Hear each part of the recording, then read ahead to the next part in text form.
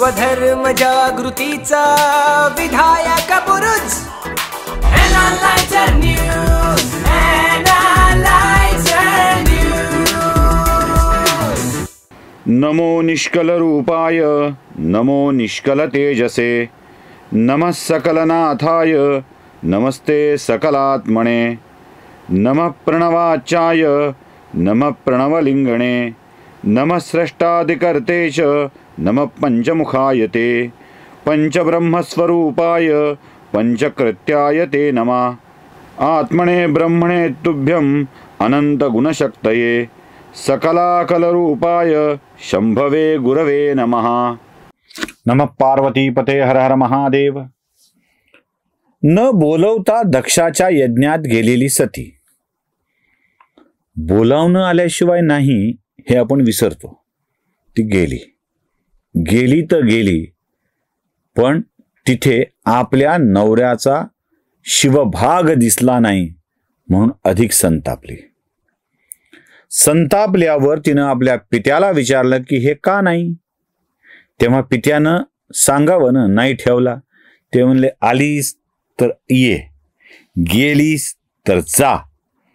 तुझा नवरा स्मशानात राहणारा, अंगाला राख पाचणारा, भूताखेतांच्या सोबत वावरणारा, गणांच्या सोबत वावरणारा, अशा वेदबाह्य माणसाला मी भजावं आणि मी त्याच्यासाठी काय ठेवावं. अरे ज्या यज्ञात स्वतः ब्रह्मा यज्ञात सांगायला बसलेले आहेत, विधी सांगायला बसलेले आहेत, भगवान विष्णू ज्या यज्ञामध्ये विराजमान आहेत, त्या यज्ञात तुझ्या नवऱ्याला बोलवावं असं काय घडलंय. थांबायचंय थांब, नाही तर जा बाई तू आपल्या दिशेने.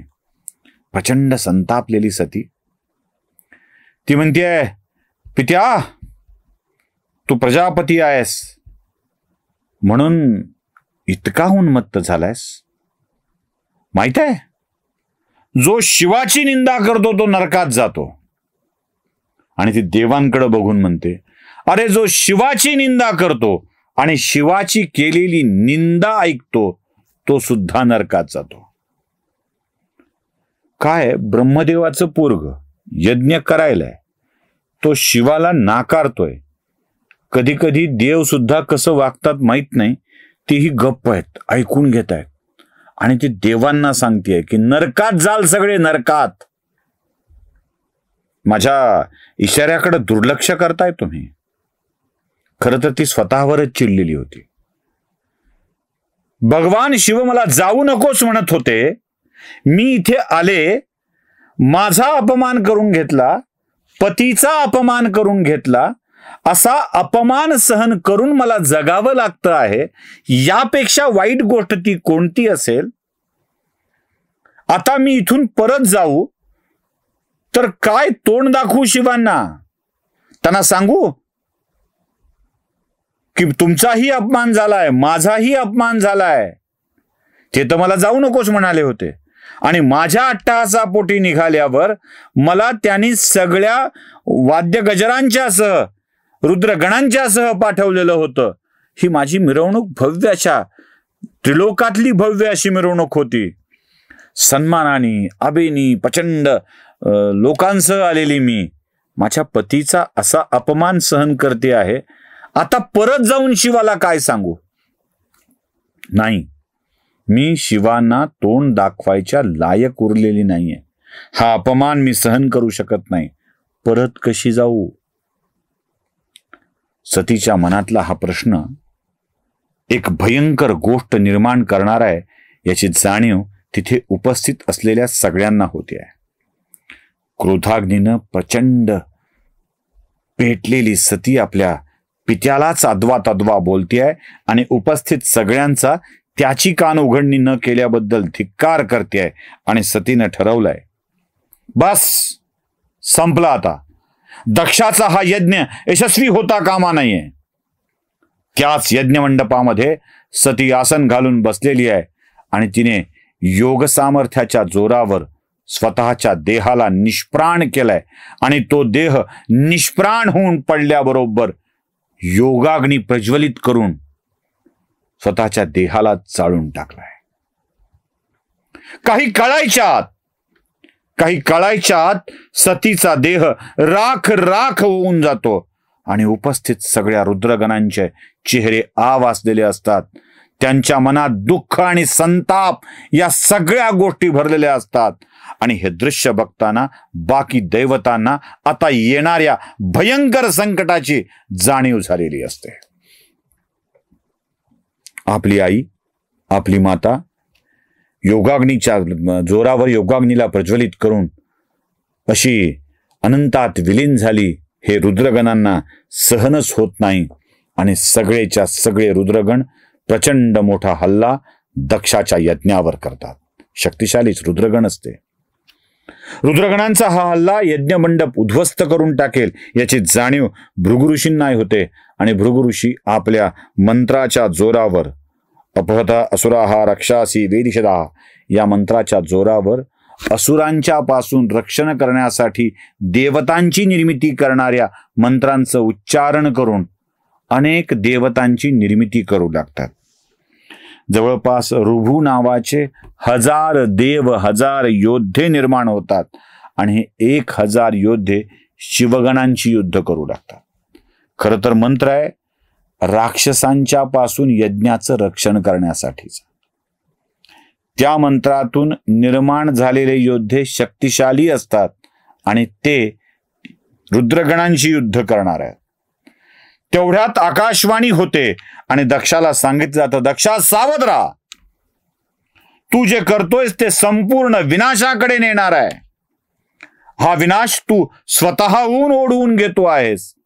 हा विनाश तुला टाळता येणारा नसेल. यावरचा एकच मार्ग म्हणजे तुला शिवांना शरण जावे लागेल. पण कसली आकाशवाणी, कसलं काय? आपल्याच मस्तीत असलेल्या दक्षाला आपल्या ऋभू नावाच्या 1000 योद्ध्यांवरती विश्वास आहे आणि हे 1000 योद्धे रुद्रगणांवरती तुटून पडलेले आहेत. समाधीस्थ असलेल्या शिवांना या सगळ्या गोष्टीची कल्पना येऊ लागते. आपली पत्नी स्वतःला योगाग्नीच्या जोरावर संपवून टाकते आहे आणि आपल्या रुद्रगणांवरती सुद्धा हा माजोरडा दक्ष हल्ला करतोय याची जाणीव शिवाला झाल्याबरोबर प्रचंड क्रोधित झालेल्या शिवांच्याकडून वीरभद्राला सांगितलं जातं, आज्ञा केली जाते की हे योद्ध्या तू प्रकट हो. आणि तिथे जो वीर प्रकट होतो त्याचं नाव वीरभद्र असतं. वीरभद्र शिवांच्या समोर हात जोडून उभा आहे आणि तो सांगतोय, सांगा प्रभू माझ्यासाठी काय आज्ञा आहे. हे वीरभद्रा, तुझ्या आता एकच काम करायचंय. दक्षाचा जो यज्ञ चालला आहे त्या दक्षाच्या यज्ञाचा विध्वंस करायचा आहे. या कामात जो कोणी आडवा येईल त्याला सुद्धा आडवा करायचा आहे. तो माझा भक्त आहे, तो माझा कोण आहे याचा विचार न करता दक्ष यज्ञ विध्वंसाचं काम तुला करायचं आहे. प्रयाग्नीप्रमाणे तेजस्वी डोळे, 100 ज्वर आणि अशा भयंकर नेत्रांनी, ज्वाला ओकणाऱ्या नेत्रांनी, त्याच्यासोबत कोट्यावधी भूतांनी घेरलेली महाकाली आहे. आता याच्यासोबत कोण कोण आहे ते बघा. महाकाली आहे, कात्यायनी आहे, देवी कोणकोणत्या आहेत नीट बघा, शक्ती कोणकोणत्या आहेत त्या. महाकाली आहे, कात्यायनी आहे, ईशानी आहे, चामुंडा, मुंडमर्दिनी, भद्रकाली, भद्रा, त्वरिता आणि वैष्णवी. एवढ्या सगळ्या देवींना घेऊन हा निघतोय. आपल्याला माहीत असलेल्यापैकी चामुंडा, मुंडमर्दिनी, भद्रकाली, त्वरिता आणि वैष्णवी या आपल्याला बहुतेक माहीत असलेल्या, कात्यायनी सुद्धा आपल्याला माहीत आहे. आता तुमच्या लक्षात येईल की चामुंडा, मुंडमर्दिनी या सगळ्या देवतांची काही अघोरी विद्येचे उपासक का उपासना करतात हे तुमच्या लक्षात येईल. त्यातला संदर्भ म्हणून सांगून ठेवतो. यातली त्वरिता ही जी देवी आहे ना, त्वरिता, या त्वरिता देवीचं, त्वरिता हे नाव धारण केलेलं एकमेव मंदिर बीड जिल्ह्यात आहे. बीड जिल्हा सांगितलं की लोकांना बरंच आश्चर्य वाटतं. बीड म्हणजे काय असा प्रश्न विचारतात. बीड कसं काय? तर बीड जिल्ह्यातल्या गेवराई तालुक्यात तलवडा नावाचं गाव आहे. त्या तलवडा गावामध्ये एका उंच टेकडीवर ही त्वरिता देवी आहे आणि ती शस्त्रपूजक सगळे त्या त्वरितेचे भक्त असतात. त्यावर आपण यथावकाश बोलू कधी. फक्त एक त्वरिता देवी जी सोबत होती त्याचा संदर्भ कळावा म्हणून मी हे सांगितलं. या सगळ्या महाभयंकर देवींच्या सह शक्तीसह वीरभद्र दक्षाच्या यज्ञाच्या दिशेनं निघालेला आहे. दक्षाचा थरकाप उडालाय नुसता आवाज ऐकूनच, कारण वीरभद्राचं ते भयंकर रूप धडकी भरवणारं तर आहेच आहे. मग दक्ष विष्णूकडे गेलाय आणि भगवान विष्णूला म्हणतोय, देवा बघा, वाचवा जरा. भगवान विष्णू म्हणाले, अरे बघ तरी, जरा नीट तरी बघ, सोबत कोण कोण आहे, तू कोणाशी पंगा घेतलाय. डाकिनी, शाकिनी, पुंत, प्रमथ, ग्रहतक, कृष्टभांड, परपट, चटक, ब्रह्मराक्षस, भैरव या सगळ्यांना घेऊन ते निघालेत. आणि तुझं काही खरं नाहीये. तुला वाटत असेल माझं कर्तव्य आहे यज्ञ वाचवणे, कारण मी मखत्रात आहे ना, यज्ञ वाचवण्यासाठी मला आलं पाहिजे. जिथे माझंच काही खरं नाही तिथे तुझं काही खरं आहे असं मला वाटत नाही. मी शहीद व्हायला तयार आहे, पण माझं काही खरं नाही. त्यामुळे तुला एक सल्ला देतो या युद्धाच्या आधी, आणि तो सल्ला आहे तो म्हणजे जा, शिवाला शरण जा. शिवाला शरण जाण्यातच तुझं खरं हित आहे. पण दक्षाला माज कसला? तो म्हणतोय, तुम्ही वाचवता का नाही सांगा, बाकी बघू काय ते. शेवटी भगवान विष्णूने सांगितलंय, बघतो, येऊ तर दे. आणि या सगळ्या लोकांना घेऊन वीरभद्र दक्षाच्या यज्ञभूमीजवळ आलेत. अनेकांची तंतरली आहे आणि या सगळ्या परिसराचा विध्वंस करत तो निघालाय. काय घडतंय पुढे? भगवान विष्णूंसोबत संघर्ष होतोय नाही होतोय ते बघूया पुढच्या भागामध्ये. नमः पार्वती पते हर हर महादेव.